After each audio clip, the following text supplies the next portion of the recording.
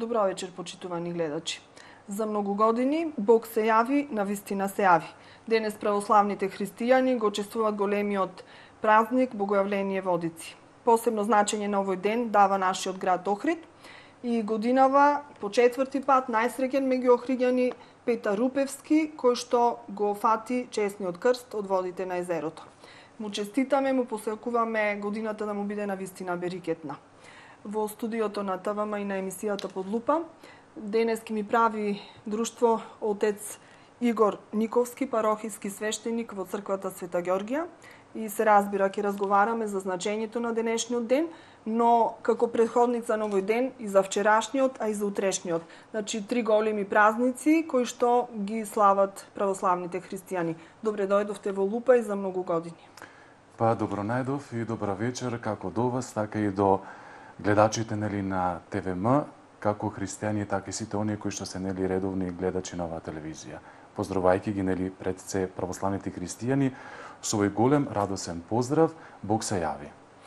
Отец Игор, веднаш од тоа да започнеме. Кој е значењето на ова израз, значи на овој поздрав Бог се јави?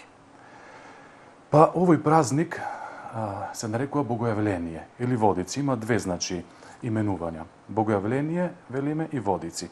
Се празнува 12 дена после раѓањето Христово. Значи, претходно пред 12 дена го празнуваме Божик, оној ден кога се поздравуваме ние православните христијани со поздравот Христос се роди, а 12 дена после тоа следи и овој празник Богојавление. Секако не се тоа двата најголеми празници христијански, ако мораме пред се да го кажеме, и Воскресението Христово, како најголем празник нам православните христијани, кога се поздравуваме со тој радосен поздрав Христос воскресна. Но сега велиме Бог се јави. Објаснувањето на овој збор ќе го побараме и во самото именување на празникот, Богојавление. Бог ни се јави. Што се случи? На реката Јордан Христос дојде, кога наполни 30 години, значи тоа представува еден настан од Христовиот живот. Дојде на реката Јордан за да се крсти, бидејќи таму Свети Јован, крстителот, односно претечата, крштеваше.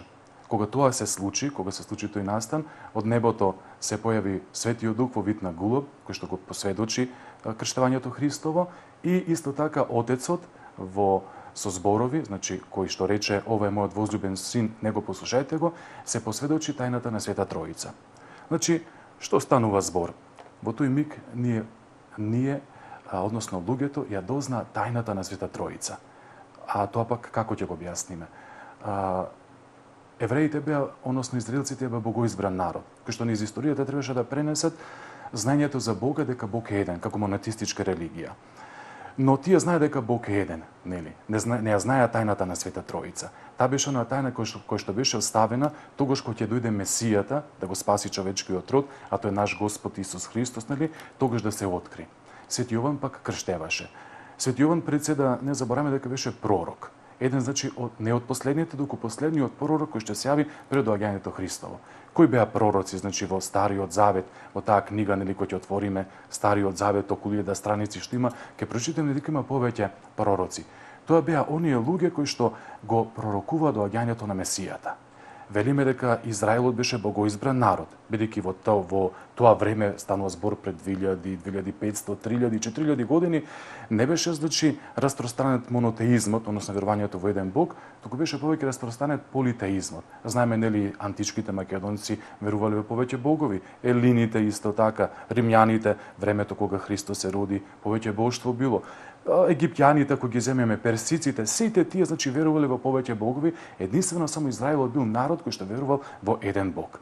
Меѓутоа, таа вера која што била предадена на израелскиот народ, низ историјата почнале самите тие носители помалку како да речеме, да не ја практикуваат онака правилно. Бидејќи били обкружени со секакви народи, почнале да попримуваат примеси, да добиваат, и затоа се јавуваат голем број на пророци кои што ги упоменуваат луѓето, дека треба да се вратат на вистинскиот пат, дека не треба да служат на други богови, еден е Бог кому што треба да се служи. Токму таков се јави и Свети Јован, како последен пророк, меѓутоа пред него веќе едно подолго време немаше пророци. И кога оние луѓе кои што беа околу во Палестина, кои што живеа, кога слушнаа дека се јавил пророк, Свети Јован, нели, Свети Јован дека се јавил, почнаа во голем број да доаѓаат кај него. Зошто? Затоа што знае дека се потонети веќе во гревови, римската власт управуваше со нив и беше потребно да се изврши покаяние, очистување, значи враќање кон нивните идеали, меѓутоа нешто друго, го очекува Месијата дека треба да дојде. И мислеа дека тој е Свети Јован, но погрешија бидејќи Свети Јован им рече: јас не сум тој кој што ги очекувате. Тој ќе дојде по мене. Тој е тако што јас не сум достоен ниту врвките од неговите обувки да ги одврзам. Значи кажуваше големината на оној кој што треба да дојде. Големината на Исус Христос се гледа и во тоа што малку јас од она што се информирав и што прочитав, кога доаѓа да го крсти Свети Јован, Свети Јован му вели: вие треба мене да ме крстите, а не јас вас. Значи, да, точно. Значи, тој се, да речам, спушта на ниво на обичните луѓе, на обичните смртници и грешници и сака да биде крстен од Свети Јован. Значи кога Јован крштеваше, тој крштеваше со покајно крштење. Што значи тоа покајно крштење? Значи ги повикуваше луѓето да се покајат. Покајте се зашто се приближи Царството Небесно доаѓа. Меѓутоа, на кој начин?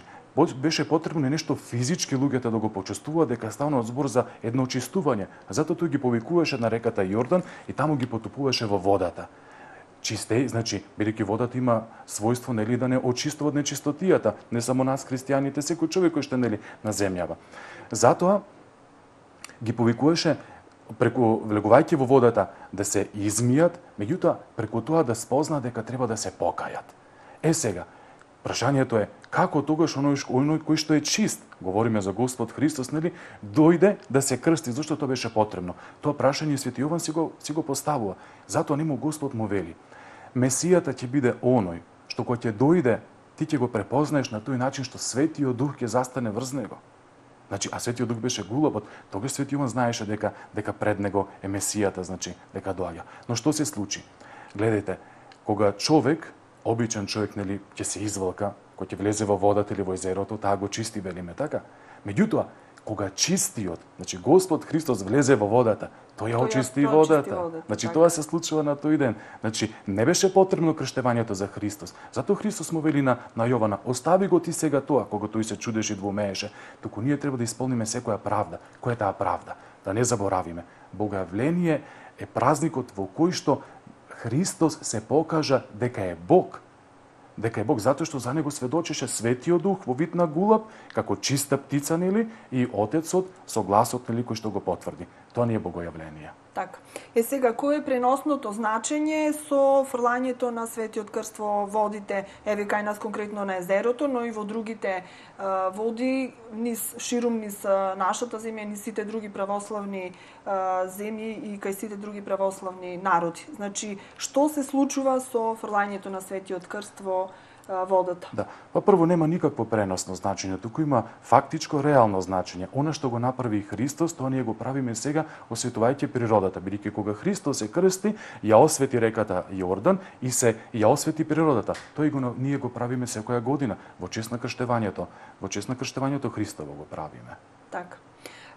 Голем број верници денес го направија тоа, значи влегоа во водата на езерото, некои бидејќи е осветена водата, так, затоа, значи, по таа причина. Некои посакува да го фатат Светиот Крст, а некои тоа си го направија, значи само за здравје, значи за своја лична, да речам, потреба и на прочистување и лична побожност, да кажеме. Духовно издигнување. И значи, тоа, реков, се практикува на секаде ширум и во нашиот град, и во околината, и во другите градови на Македонија. Каква, сега, од тоа што сме правиле разговор со оние кои што го фатиле Светиот Крст, каква е символиката, какво е значењето за тој што ќе биде најсреќниот?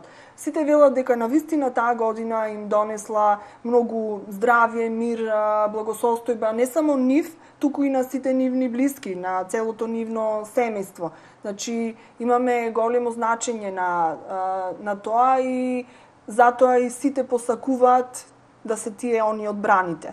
Да. Потопувањето на Светиот Крст во водите на Богојавление еден општ православен обичај кој што се практикува низ сите православни цркви, а пак и низ нашата диаспора, не само нели во Охрид, Скопје или сите градови кои што се во Македонија, дури онаму во диаспората каде што се знаете, нели низ Европа или прекоокеанските земји, тој обичај се изведува. Ние го велиме, народски го велиме фрлање на Светиот крст, ама мислам дека попрецизно би било кога ќе го кажеме тоа дека Светиот крст се потопува, односно се положува во водите, во тој миг се осветуваат водите, а нешто друго се случува, а луѓето тогаш се фрлаат, значи не го фрлиме крстот, туку луѓето се фрлаат за да го фатат. Зошто?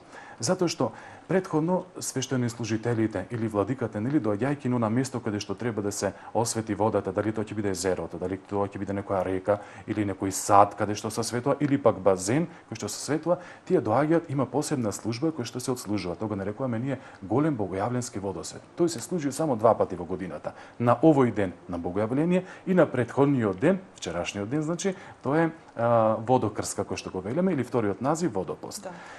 Со тој чин, значи, кој ќе се изврши тој чин, ќе се прочита Евангелието, сето тоа, ќе се кажи ектенијата со кои што се светуваат, се пее тропорот во Јордање, крштајушчу си ја тебе Господи, нели? И кога Светиот крст ја допира водата, тој мигот кога водата се осветува.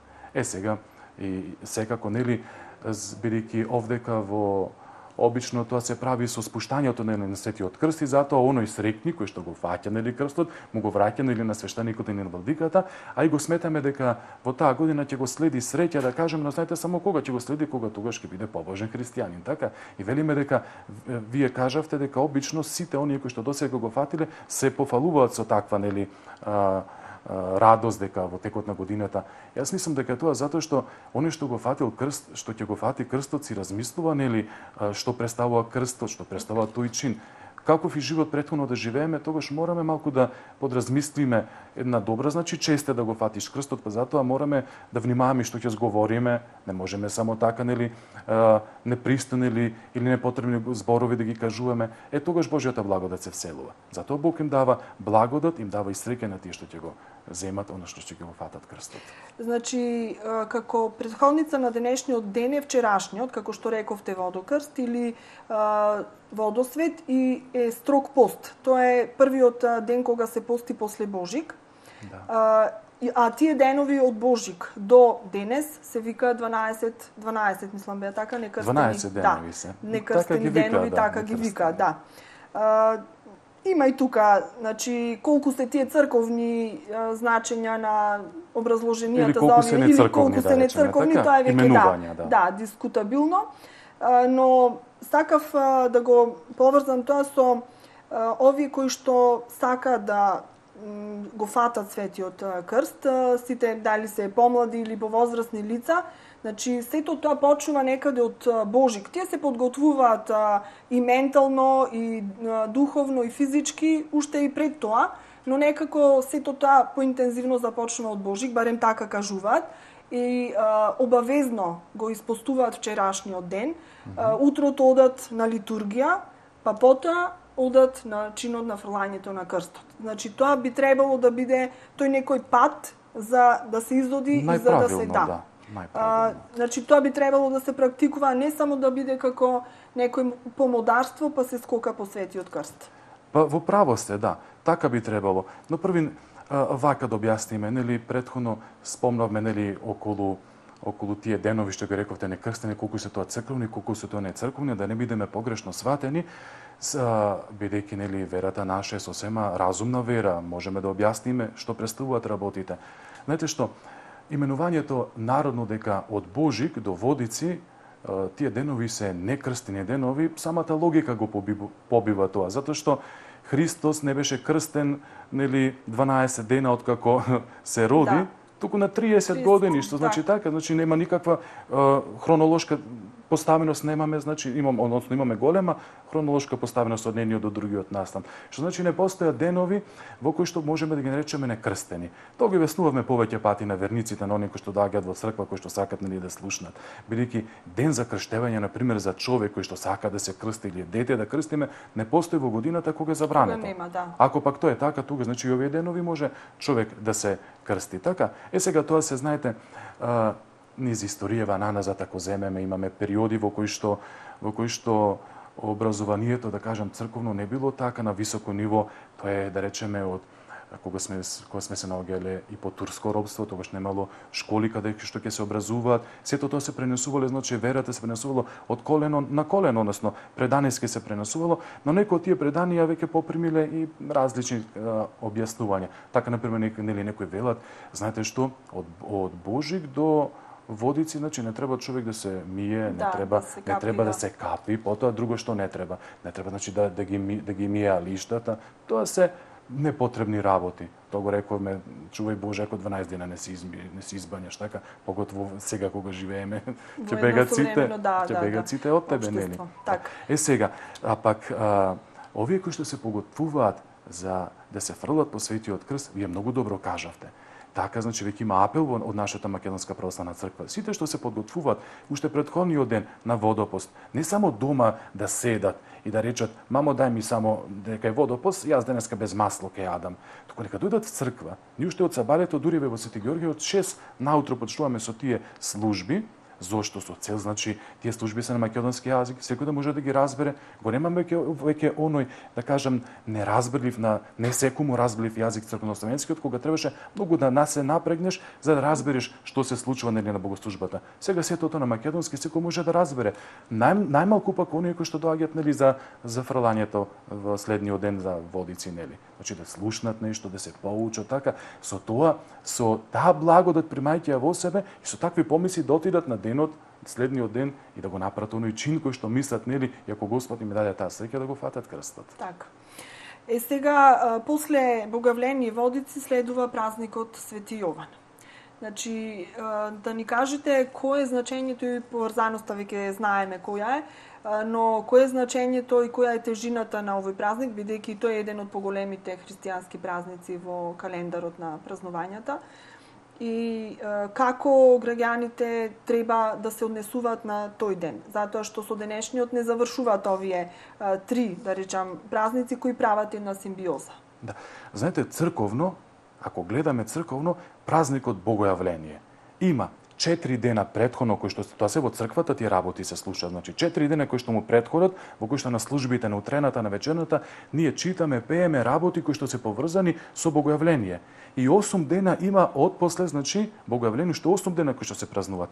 Ама кај народот најмногу ги знаеме денов, претходниот ден, водопост или водокрст и следниот ден на Свети Јован. Сега велиме за Свети Јован да го поврзиме. Зошто? Затоа што Свети Јован беше, како да кажеме, носител од последниот пророк, нели, кој што е од Стариот Завет, му беше дадена таквата чест и од таа причина следниот ден после Богојавление него го празнуваме. Нели, Свети Јован велиме претеча затоа што тој беше претходникот. Кажуваше на народот дека треба да дојде Христос, но и крстителот на Господа, така? И затоа следниот ден него го празнуваме. Сега, како го празнуваме, ќе кажеме. Го празнуваме кај нас во Охрид, тоа може би ќе беше дел нели од вашата прашања понатаму. Имаме нели еден обичај кога имаме кумови нели на крстот или светијонски кумови, Свети Јован, значи на Свети Јован тоа се однесува, така? Светијонски кумови, тие може да бидат во едно село, повеќе, како тајфи, како компани или како фамилии во кои што се собираат, имаат значи еден крст кој што си го пренесуваат секоја година еден човек од фамилијата, односно едно семејство е кум на тој крст. И сега на денот на Свети Јован тие даваат нели ручек или вечера даваат нели во чест на тоа дека се кумови, годинашни кумови им доаѓаат нели од тоа место, од селото или од населбата каде што се многу луѓе им доаѓаат да се почестат нели бидејќи се свети јонски кумови. Сега правилно би било празнувајќи го тој ден да обратиме внимание и кој ден ќе се падне. Бидејќи ако се падне наречеме Богојавление во сите денови, кој ден да се падне, веќе нема пост. И среда и петок да се падне Богојавление денешниот ден, значи нема пост. Постот се окинува. Можеме слободно да јадиме месо, останати прехранбени продукти, така? Ама ако Свети Јован се падне во среда или петок, како што тој случај оваа 2017 година, во петок се паѓа, тогаш би требало светијонските кумови онаа трпеза што ќе ја дадат, да ја дадат постна да биде. Так. Сега, многу често некои ќе речат тоа не сме го слушнале, еве, ќе слушнеме, па можеме секој пат Господ дава. Ако не оваа година, можеме следната година некои работи кои што можеби ги правиме погрешно, да почнеме да ги применуваме правилно. Додека денот пред Богојавление, кој што го викаме водопост или водокрст, кај него како е правилото? Велиме дека е водопост, што значи се пости строг пост, така? Ама кога се падне тој ден, значи водопост, денот пред Богојавление, кога се падне во сабота или недела, тогаш црквата дозволува, постот трае, ама дозволува на трпезата масло да имаме. Значи, немаме тогаш строг пост, не можеме да го речеме водопост. Зато има две именувања денот пред Богојавление. Водокрст или водопост. Така. Сега, рековте дека кумовите секоја година подготвуваат една богата трпеза, но дали имате чувство, бидејќи долги години, значи сте во служба и во градов и во околните села, дали имате чувство дека малку се претерува во таа смисла и некако она што е црковното и традиционалното се потиснува со некој помодарство. Како веќе некој надпревар да се создава помеѓу кумовите, кој повеќе ќе направи, кој повеќе ќе даде. Значи не е поентата во тоа, одбележувањето има друга смисла, друга димензија. Да. За жал, знаете што, кога свештеникот некому би му сугерирал на некој кум кој што би бил, тој секој пат би рекол, не можете да ми се мешате во мојата материјална состојба. Така? И тоа се случува, значи најчесто дури и фамилија или семејство кој што е посиромашно, јас ги знам тие случаи дека ќе се и зајмат со пари со цел сето тоа да го направат што посвечено да биде. Нека биде така. Јас ние како свештеници не се мешаме. Меѓутоа би дал само еден апел. Тоа е следниот. Секој пат работите треба да ги гледаме од црковен аспект. Не само од економски или не само од аспект да се покажеме кои сме и како сме. Тој на крајот од криштата, знаете што? Кога одиме на погреби, велиме сите сме исти пред Бога. Не разбирате, и цар, и сиромав, сите сме исти пред Бога. Што значи, ако сме кумови, треба да имаме пред се во свеста едно нешто. Тој ден е на Свети Јован Крстител. А за Свети Јован Крстител да прочитаме во Евангелието ќе видиме дали тој имаше богата трпеза, или јадеше, како што се пишува, скакулци и див мед. Тој е прообразот на сето монаштво што е во православната црква. Ние знаме дека монасите се оние кои што подвиг прават, кои што постат, така? Значи, затоа мислам дека треба да го земеме пред се него. Ако даме во чест на Свети Јован, ако се нарекуваме светијонски, нели, кумови, да. Ако се нарекуваме, а тоа е во чест на Свети Јован, тогаш, значи, да се потрудиме да го следиме она што тој го кажуваше, а не во арчењето на многу пари или материјалност. Ке ве вратам малку повторно на денешниот ден, на Богојавление Водици. И тука некако се предимензионира работите. Од минатата година повторно како да се враќаат полека на таа патека на која што треба. Годините наназад беше малку тој црковниот дел ставен на настрана, малку маргинализиран и беше даден еден приоритет на тоа што беше некоја масовност, некоја манифестација и така натаму, што не е воопшто лошо, значи да се даде една таква димензија на овој празник, знаејќи дека Охрид е туристички град и дека интересен е празникот за многу гости и туристи, било тоа од православната вероисповест или од другите, значи сакат да видат како сето тоа тој чин се спроведува, но сепак да го задржиме она што е основното.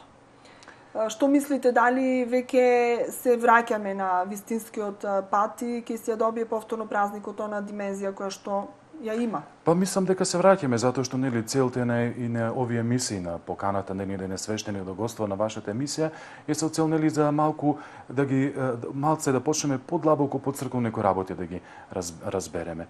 Мене ми е многу јасно како свештеник зошто Богојавление на пример во градот Охрид се прославува толку свечено и толку помпезно. Јас во тоа не гледам некаква лоша причина. Тоа е за пофалба. И ги знам кои се и причините. Да речеме сега не знам како било пред војните, значи пред Втората светска војна, како бил начинот, но предпоставам и според сознанијата што ги имам, истото тоа се одигрувало и овдека, значи се извршувало, но не со таква масовност како што е денес, нели како што имаме. Меѓутоа вие знаете дека нели после Втората светска војна го имаме оној социјалистички период во кој што тие јавни, значи манифестации на верата беа забранети. И од таа причина, значи, охриѓаните чекале 10, 20, 30 или не знам 40 години со цел да настапи еден период на слобода. Мислам дека тоа беше 91 година, Да, од тогаш почна да се масовува повторно. Да, значи кога после години, децении на не пуштањето, да го потребам тој збор, или нефрлањето на крстот во водите на езерото, беше нели забранет, и сега одеднаш кога се дозволи сето тоа, луѓето почувствува со тоа да биде еден знак, да представува знак на тоа дека имаме слобода на вероисповета. И од таа причина јас го разбирам и го пофалувам нели присуството на голем број на луѓе кои што доаѓаат, но сепак ќе кажам, ние имаме повеќе цркви во градов нели кои што служиме тој ден литургија. Нека пробаат оние кои што се христијани, кои што се православни, кои што сакаат повеќе од верата да научат, нека пробаат, тој ден нека влезат и во црква. Нека видат, затоа што еве нели и од Каменско се оди со Литија, знаете нели до пристаниште. Да. Така беше порано и од Свети Ѓоргија, но јас додека сум свештеник во Свети Ѓоргија тоа не го начекав. Знам порано бидејќи ние ќе се спуштаме кога служиме во Каменско, кај чинарот се чекаме и со Литија се одеше. Тоа значи една се народна, но и се црковна свеченост, така? И мислам дека овие сега години последни како што доаѓаат, сето тоа веќе повеќе и повеќе созрева, потоа како едно дете, знаете, кој ќе пуштите прво деление, го нема на знање колку што ќе го има, кој ќе дојде нели во подоснежните класови. Така да и ние полека созреваме и верниците, и мислам дека тоа ќе се ги во никој случај нема да ги изгуби нели црковните обележија кои што ги има, тие ќе бидат приоритетни. Не ги изгубило ни во најтешките моменти, секогаш црквата не одржала заедно и значи оној белеки печат на нашиот народ секогаш бил задржан, зачуван. Се изнаоѓале разни начини за да се испочитува верата и тоа сигурна сум дека ќе продолжи понатаму. Дури и во времето, значи кога сме биле под она турско робство што го велиме нели цели 5 векови, христијаните наоѓале начини, изнаоѓале начини како да се спротистават на насилното исламизирање или потурчување нели на народ. Знаеме дека тоа биле факти, реалности кои што се случувале кај македонскиот народ. Тоа е символиката и поентата на постојањето на овие светионски кумови. Се до неодамна тоа не го знаевме, но сега го знаеме од каде се тие почетоци. Почетоците на светионски кумови што ги велиме, тоа се, значи, изнаоѓале пред 1-2 века нашите предци изнаоѓале начини како да се борат против таа исламизација. И знаеле дека единственото оружје е светиот крст. Затоа цврсто го држеле крстот, така и затоа одбрале таа традиција за Свети Јован, за богојавление да биде, значи, кум, чувајќи ја традицијата. Кога едно семејство, една фамилија, едно село тоа ќе го чува, кој може да му се спротистави? Освен ако го ничко са целото село, не дај Боже, нели така? Затоа кога што се случувало, имале цела традиција како се подготвувале нели околу богојавление. Уште претходниот ден на Водопос, в црква ќе дојдат рано сабајле и ние рано почнуваме во 6 наутро. Ви спомнав нели за Водопос кажам сега. Ќе донесат тие котлиња во кои што се нели крстовите со босилок, тоа го кажав. Има така, ама има босилокот е завиткан со црвена и со бела врвка. Таа имала символика имала. Белата врвка е символот на крштевањето. Секој пат, нели, оние кои што се крштеваат, уште во минатото во бело било облечени, означувајќи чистотата. Ами нешто друго, воскресението Христово го значува белата боја, а црвената подготвеноста на човекот, на православниот христијанин до смртта да верува. Така? Значи, тоа нив ги одржувало, затоа биле во наша западна Македонија овдека. Тоа ги одржувало луѓето и покрај тоа што немало школи или богословија не постоела. Вие знаете ли 60-те, 70-те години кога во Македонија се појави богословијата, нели, кога веќе почна образовани кадри да излегуваат свештенички кадри. Так. Со таква досетливост охриѓани го осветувале езерото, измислувајќи го денот на рибарите кој што утре се практикува, се со цел да го испочитуваат тоа духовно и верско обележје, да ги осветат водите на езерото со светиот крст. Скришум, да. И еве и од тогаш останала таа традиција и ден денес се практикува. Пак ќе речам, верата е таа што не обединува и треба да си ја чуваме и негуваме и да се информираме правилно за да можеме да ја практикуваме. Така, значи да се информираме за да практикуваме. Во право сме. Малку ќе ве одморам, тука завршуваме со првиот дел од разговорот. Имаме уште што многу да зборуваме, но мал одмор.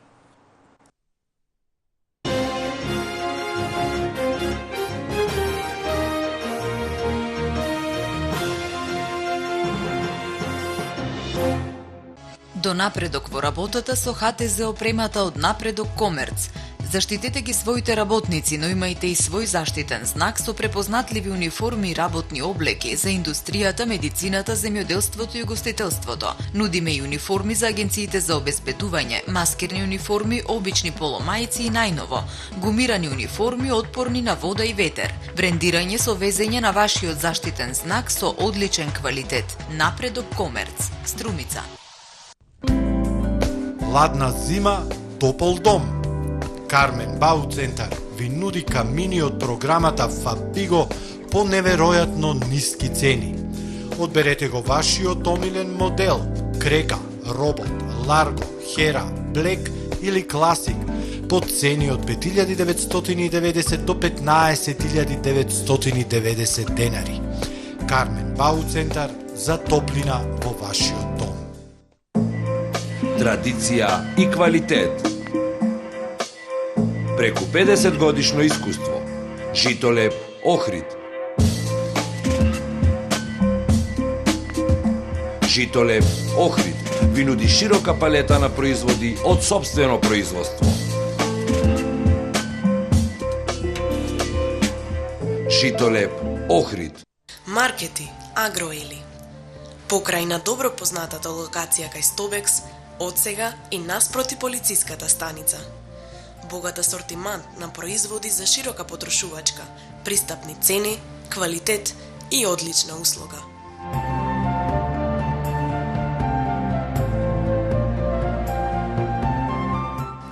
Во склоп на маркетот работи месарницата Ели Мес со секогаш свежо, внимателно одбрано и квалитетно месо. А кај нас ќе ги најдете и најдобрите макробиотски производи од програмата Евита и домашни производи по традиционални рецепти од програмата Ели. За задоволни и срекни потрошувачи. Маркети Агроели. Ем здраво, ем вкусно.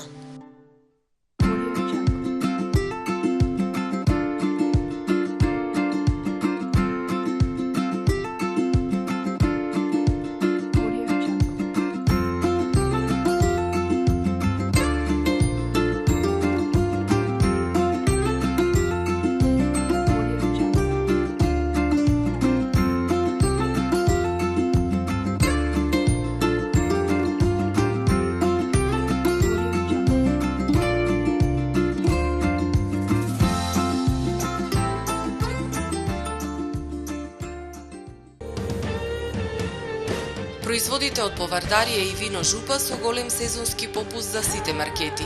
Дистрибутер Алпојо Охрид. Со купено вино од богатиот асортимент на повардарија и вино Жупа добивате гратис сок лавита, овошно вино, елтомато, јаболков оцет, кола екзотик или оранж, сок од боровница или јаболко.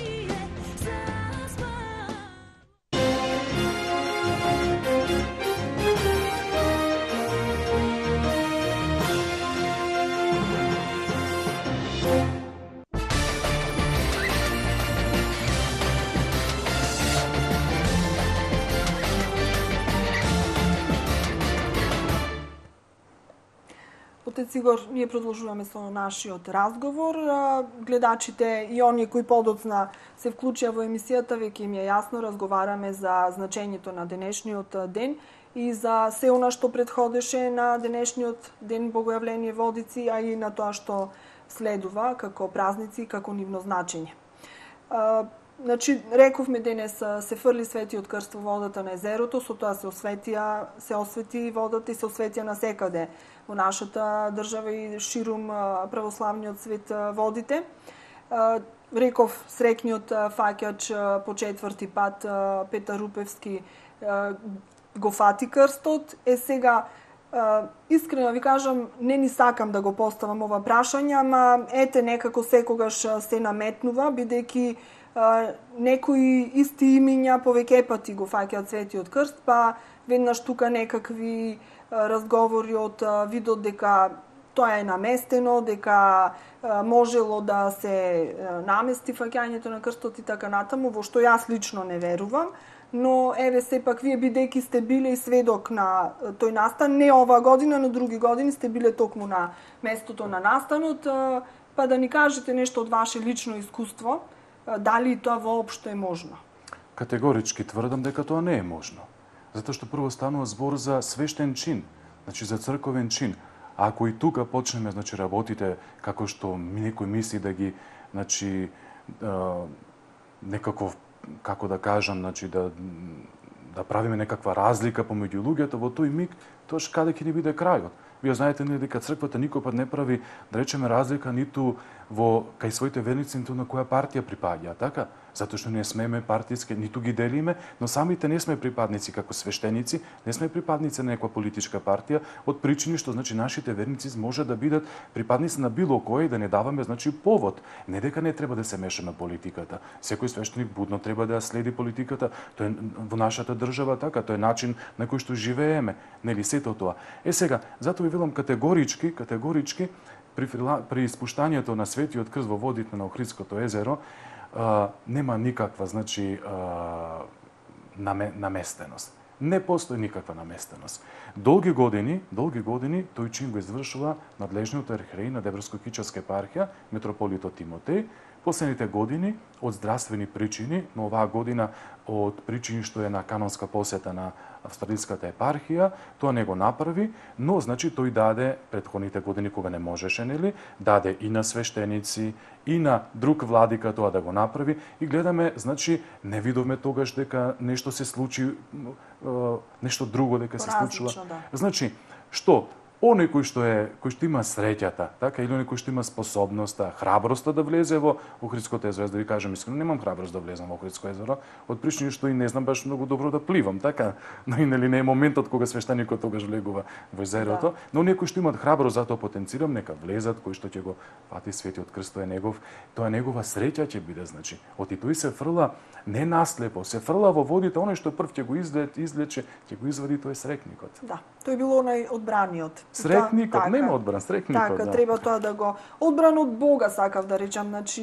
едноставно тој требало да го фати крстот и тоа така треба му да се прифати. Му се пострекила годината, раката му се да пострекила, така. Не треба за тоа воопшто да се на крајот од дискутира. кришата, знаете што? Например, друго е да се фрли крст, односно да се спушти во еден базен или во нешто маличко, друго е во езерото. Да. Затоа што знам, бидејќи години наназад се кажува, нели, овој крст кој што го спуштаме во Охридското езеро, тоа е стотина години што е стар, нели? Да. И кој ќе се фрли по тоа од едно известно, нели, длабочина, некаде како што ни кажуваат, јас во тоа верувам, некаде на метро, отприлика од водата, лебди, така? Да. Значи не потонува, не паѓа тој доле. И затоа оние кои што знаат да гњурат, јас знам една година, например, се случуваше дури 15 на минути да го бара крстот. Тогаш за каква наместеност ќе збориме, така? Сега, во најубаво... Па тоа се случи, ако се сеќавате, го бара, значи сите оние кои што скокна по Светиот Крст не може да го пронајдат и Јован Бабаче кој претходно го имаше фатено крстот, скокна од бродот, не планирајќи претходно тоа да го направи, но ете тогаш во тој момент така му дошло. Значи во прашање способноста, да, и храброста, од и тогаш почна бидејќи водата е студена. Не секоја година има иста температура, така. Некој почна да се откажува, така. Годинава беше доста студена, но тоа не ги обесхрабри. Годинава не само што беше убаво, не само што водата не беше толку, нели, студена, туку Господ не израдови со многу убаво време. Да. Ние, нели, сите очекувавме полудно време, врнежи, така. Снег, но небото така. се отвори и сонце изградори. Ете, кој верува во Божји чуда, нели, дека Бог е присутен во светот, дека Бог се открива во светот, кај оние кои што сака да видат, и во тоа ќе види десницата Божја. Така. Што се случуваше во руралните средини? Вие денес бевте во селото Лескојци, во селото Рамне. Како таму се изведе овој чин? Малку доближетени го, затоа што, како велат, секој село свој обичај. Генерално, значи, секаде е исто, но сепак има некоја специфичност. Па да, Ние свештениците што сме во Свети Георги црквата, имаме 3 села кои што ги обслужуваме. Тоа е Скребатно, Лескоец и Рамне. Оваа година мене ми се падна, значи додам во Лескоец и во Рамне, каде што го спуштиме Светиот крст. Сега кои се особеностите? И во сите 3 места, вклучувајќи го и Скребатно, нели, имаме, значи, како базен направен, бејќи таму немаме река кој што би течело, односно Скребатно има, но таму како мал рибник има направено и таму се изведува тој чин богојавленски водосет се прави, исто така и во Рамне, исто така и во Лескоец. И по неколку млади се кои што ќе скокнат, нели, во водата за да го извлечат Светиот крст. Во Лескоец беше, значи, едно младо момче, Виктор, му го запомнив името, бидејќи тоа ми е парохиска мене, нели, парохиска и црква ли е. Да. А во Рамне беше еден млад човек така, кој што по името Ристо се вика, кој што го излече крстот. Таму беа многу помалку, тројца ми се чини само кои што скокнаа по крстот, но значи ви кажам, тоа се само како базени направени, ќе ги наполнат со вода и истото како што се случува во градов Охрид, како што во Скопје, истото таму во зависност од тоа каква е, нели, можноста да биде водата. Тоа е само разликата. Ете и во Скопје Охриѓанец го фати Светиот крст. Ете, нима секаде. Да. Да. Добро, значи пак ќе речам на сите оние кои што го фатија крстот, нека им донесе и лична среќа, но и на сите нам една убава година да имаме мирна, плодна и добра благосостојба и во домовите и во земјата каде што живееме и во градовите. Да, тоа најмногу ќе зависи од сите ние како сакаме да се вложиме. Од секој човек тоа зависи. Значи, секој човек има своја ценетост кај Бога. Не разбирате, секој си има определена, како да кажеме, задача која што Бог му е дал. Тоа да биде човек, човечноста да ја покаже. Така, без разлика која професија изведуваме. Дали си бил свештеник, дали си бил лекар, дали работиш во комуналното, така. Сето, дали си новинар, така, сето пред се да не биде, значи, да имаме во предвид дека треба правдата да ја шириме. Да говориме, значи, околу вистината. Обкружени сме со невистина, но да пробаме да ја минимизираме, а во дело да покажуваме, значи, вистината. Значи, сето, ако така правиме, можеме да очекуваме напредие, како на црковен план, така на државен, така на градски план да очекуваме. На секој човек му е дадено, независно од возраста, да се само усовршува. Благодарејќи на Бога. Колку се посетени нашите храмови, колку младите луѓе, значи, доаѓаат и еве да слушнат се она што имате вие свештениците да го пренесете како ваше знаење, искуство и како она што стои во светите книги. И реков дека многу пати од незнаење некои работи не ги практикуваме или пак ги практикуваме. Па, во градов имаме неколку цркви во кои што имаме постојана богослужба. Прво е горе, нели, манастирот Свети Климент на Плаошчик, значи, кој што има секојдневна и утрена и вечерна служба, не значи само на празници. Потоа Свети Никола Геракомија имаме, нели, во текот на зимниот период доле се служи во Геракомија, а летниот период горе во Света Богородица при Влепта се служи. Тој истиот парохиски свештеник таму служи. Свети Георгија исто така ни е црквата, нели, потоа Каменско да ја споменеме, потоа Свети Никола, значи Долна Влашка мала, така потоа Света Троица кај населбата на црногорците, нели? Значи имаме цркви во кои што имаме постојана богослужба. Не сите од овие што ги спомнав имаат постојана богослужба, но најголемиот дел од нив. Но што значи тоа постојана богослужба? Наутро, овој зимниот период, од 8 часот до 9 часот имаме утрена богослужба. Навечер пак од 16 часот до 17 е вечерната богослужба. Друг ден е, нели, неделата или празник кој што би се паднал во делник во обичен ден, кога, нели, службата е многу побогата и поголема. И тие се празниците се денови кога најчесто луѓето доаѓаат. Така најчесто доаѓаат во црква. Оние обичните денови, еве сведоци сме како свештеници, нели, дека освен оние неколкумина кои што се редовни, кои што доаѓаат редовно во црква, од останатите некако е помало. Не би рекол дека тоа е бојкотирање, да не бидам погрешно сватен, туку тоа е од незнаење, некогаш и од незнаење. Од често пати некој пат кој ќе им кажеме служиме, и луѓето се зачудуваат дека имаме, значи, служба во црквата. Без ги повикувам, не мора секој ден така, бидејќи знаеме во какво општество живееме. Имаме работа или имаме секакви други ангажмани, обврски, така, но говорам за верниците. Но може да извадат барем неколку дена или едно семејство, мајката и таткото, дечињата за раце, в црква да ги однесеме. Ние секој пат ги поучуваме, не е само денот недела кога треба в црква да отидеме, така, најубаво е недела. Литургија служиме, ами обичните денови да видиме дека црквата е жива секој ден. така? Значи, имаме посетеност имаме една релативна посетеност, да кажам, и на млади, но пак ние се трудиме, да речеме, во тој аспект организираме, например, и часови по веронаука. И во Каменско се одржуваат, не ги знам точно кога се тие денови, но секој што го интересира околу, кој што гравитира близу до Каменско, може да се информира, нели? Но кај нас во Свети Ѓорги секоја втора сабота, значи не оваа сабота, следната секоја втора сабота одржуваме во црковната трпезарија, одржуваме, значи, средби, ги нарекуваме духовни разговори, односно часови по веронаука. Минатата година имаме толкување на Евангелието според Марко, значи да ги запознаеме верниците околу Евангелието, читањето на Евангелието, што значат тие работи што се внатре, а годинава пак разговараме, односно го толкуваме светата литургија, нели центарот на богослужбениот живот. Значи изнаоѓаме начини како да ги привлечиме и сега може би не е прикладно да искористам овој момент, нели, но сепак би ги поканил кои што се интересираат, нека дојдат, дали се млади или стари, секој има, нели, секој кој што сака да научи, вратите му се отворени. Така. А и може би некој кој што има некаков конкретен проблем, може токму таму да побара барем совет и едно олеснување на душата, ако не нешто друго. Дали доаѓаат луѓето на можеби не на еден класичен исповед, но дали доаѓаат на еден разговор со вас свештениците, да побарат совет, да побарат некоја насока кога имаат некаков проблем или? Да, доаѓаат, но прво да ви кажам, доаѓаат на исповед.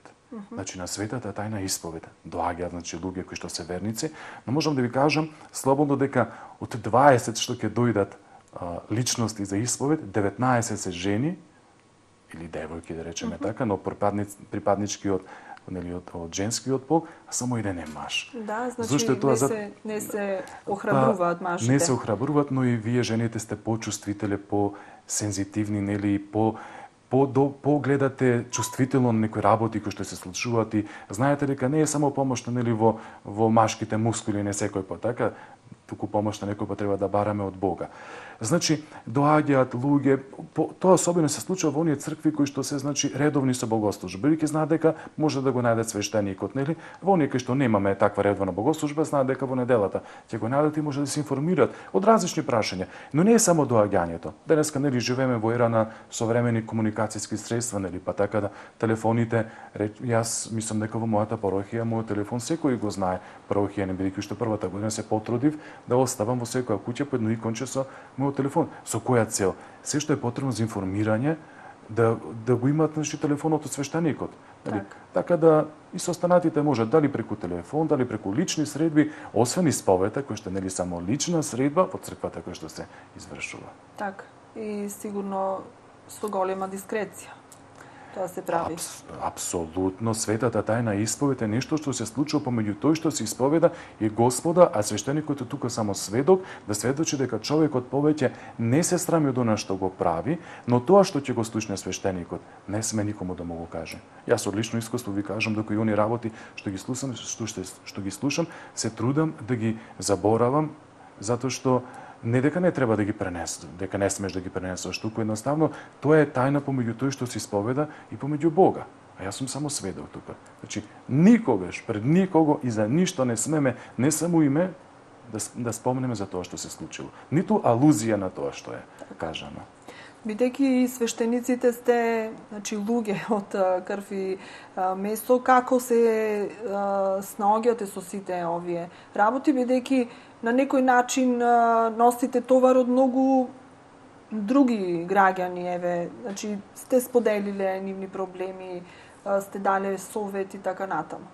Знаете што, вела дека оние, нели, што од помладите што сакат, нели, да го оформат така подобро телото, нели, одат во теретани, нели, па потоа треба да храна покалорична или да употребат оние други така. Значи нешто примаат на себе за да може тоа да го остварат. Ние свештениците имаме молитвата, значи богослужението.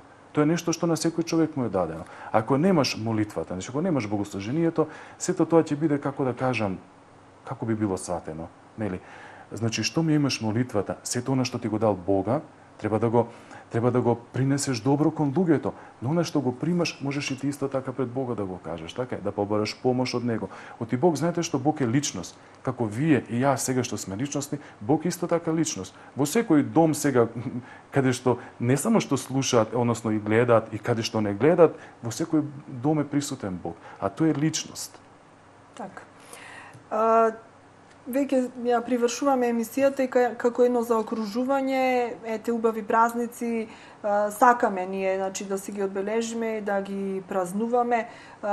Како еден совет до сите христијани, кога се празнува, да се празнува достоинствено и онака како што треба и да не се претерува, значи ниту со јадење, ниту со пиење, затоа што тогаш веќе празникот добива една димензија поинаква.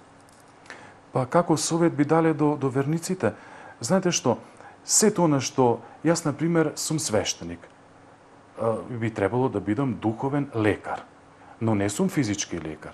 Значи, јас ако се развил некоја болест или нешто ми се случи, јас одам на лекар, некој кој што нели завршил, дипломирал, во кој што имам доверба дека ќе ми помогне околу моето здравје, така?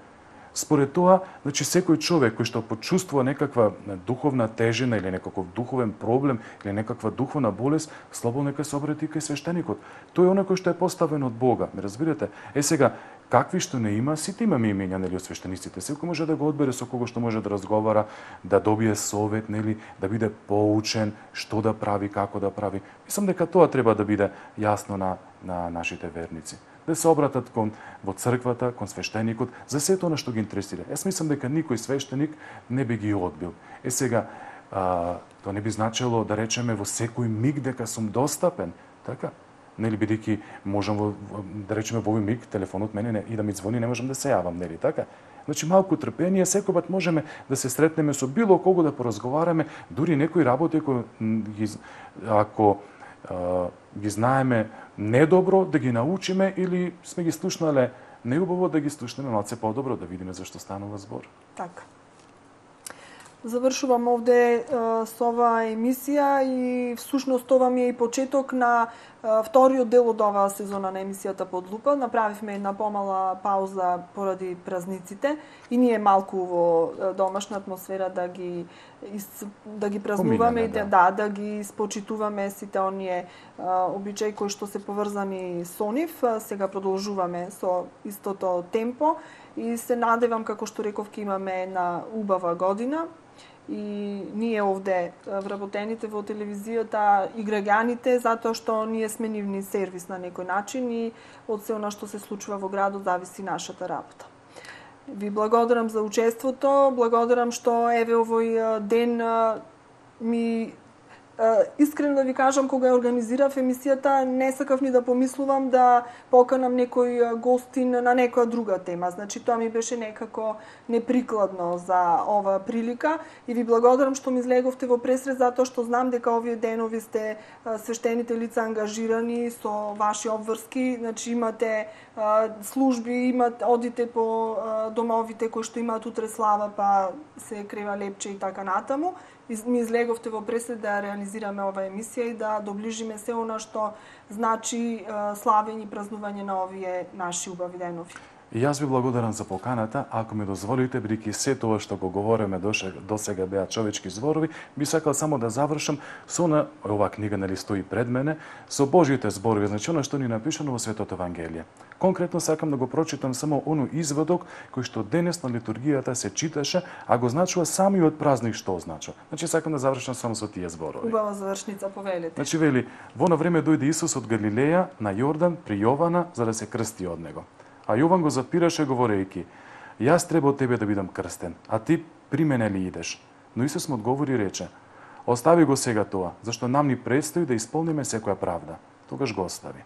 И штом се крсти, Исус веднаш излезе од водата и му се отворија небесата. И го виде Духот Божи да слегува како гулаб и да се спушта над него. И ете глас од небесата говореше: ова е мојот возлюбен син, кој е според мојата волја. Бог се јави. Навистина се јави. Ви благодарам уште еднаш.